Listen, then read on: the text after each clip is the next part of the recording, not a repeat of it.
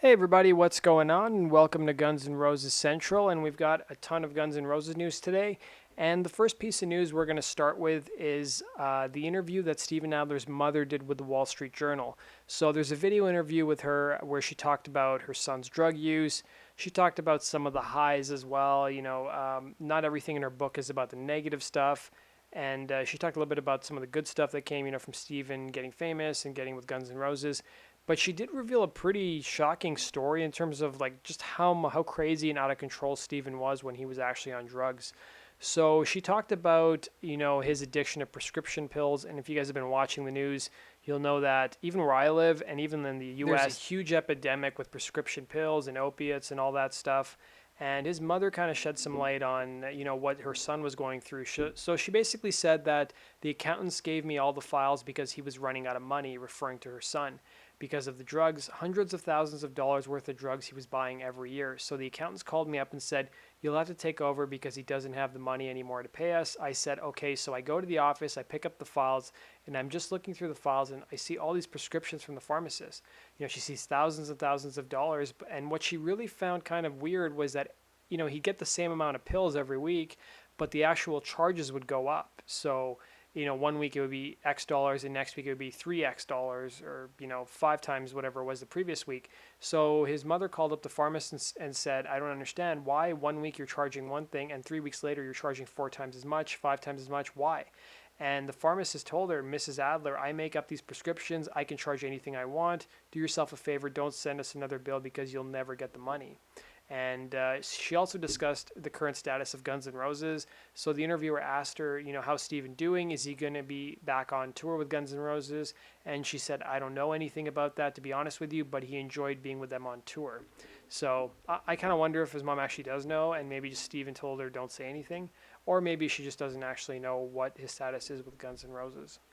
So this past weekend, it was Guns N' Roses' current drummer Frank Ferrer's birthday. So he had some birthday wishes from Slash and as well as from Duff. So this is a photo of Frank with Slash. And then we've also got Duff wishing him happy birthday. I checked Steven Adler's Twitter. I didn't see any birthday wishes. Del James also wished him happy birthday as well. And then we also had a tweet by Duff. There's actually several tweets I'll talk about. So this is an ad from the first show Duff ever played. So the band he was in at the time was the Veins, and they actually opened up for Black Flag way back in the day in the 80s, and it's kind of cool that he still got this actual poster from his first gig. And then I didn't even know this was even a news story. So apparently Duff's autobiography has now been released in Japan. I kind of wonder, I thought it would have been released way back in 2011 when it originally came out, but maybe there's some issues with getting it to Japan, but it should be available to purchase now. Duff also posted this on Twitter. It almost looks like a degree, but it basically is just a piece of paper saying that he's an honorary member of Motorhead and he's in good standing with them. So I thought that was really cool that he posted that. I'm sure Slash probably has one as well. And then we've got another tweet by Axel. And when I looked at Axel's Twitter page, I thought, oh, he's going to say happy birthday, Frank. But he tweeted out some article about Russiagate and the whole thing with Donald Trump and the investigation about collusion. So it seems like, he's something that he's really passionate about and he's talking about on his social media posts. And I'm sure he's getting some people who support him and some people who hate him because, of his political stance. But go check out Axel's page if you guys are interested in reading the article. And then we've got a list, which is actually also a video from Loudwire. So they did a video about top 10 rockers fans want back in their old bands.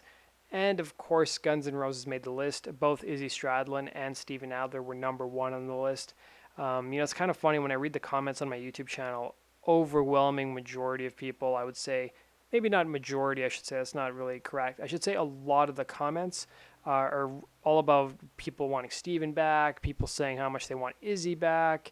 And there's the odd comment I've seen where people are like, "I don't care if Izzy comes back. I don't care if Steven comes back. Frank's a great drummer." But I'd say a lot of people still want Izzy and Steven there, myself included. So I've linked to the video if you guys want to see who else is on there. Of course, Red Hot Chili Peppers are on there as well, and they'd probably be on my list if I was looking at which band members I want to return to their band. And then we finally got an interview with Bumblefoot. He's out promoting Art of Anarchy. He wasn't really asked anything about Guns N' Roses, but he was asked about his thoughts on the state of rock and roll. And, according to Bumblefoot, and I agree with him, is that, rock and roll is not dead. It's just not been funded in the mainstream where it was, 20, 30 years ago. But he said, as long as people want physical kind of music, he doesn't consider electronic music physical, But he said rock will never die as long as people want to physically make music, and people, I don't think, will ever stop wanting to do that. So if you guys want to read the entire article, he talks about Scott Stapp from Creed and why he thinks he's the right guy to be fronting the band. So I've linked to that article down below.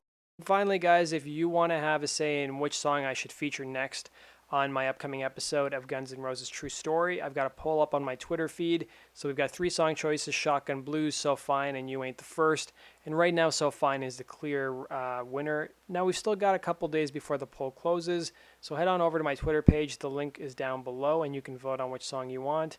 And then the 2 songs that don't get chosen, we'll just move on to the next week's poll or whenever I do the next poll. But I'll keep you guys in the loop in terms of when the next poll will be up. And if So Fine is the winner, it'll probably be released later this week or next week. So thanks for watching, guys. Let me know your comments in the comment section down below, and I'll be happy to respond to them. And be sure to subscribe to my YouTube channel for all things related to Guns N' Roses. And be sure to follow me on Twitter and Facebook. The links to my social media accounts are down below, because I always do cool stuff on my social media accounts that I don't do on my YouTube page. So make sure you guys go check that out. Thanks for watching, guys, and have yourself a good day.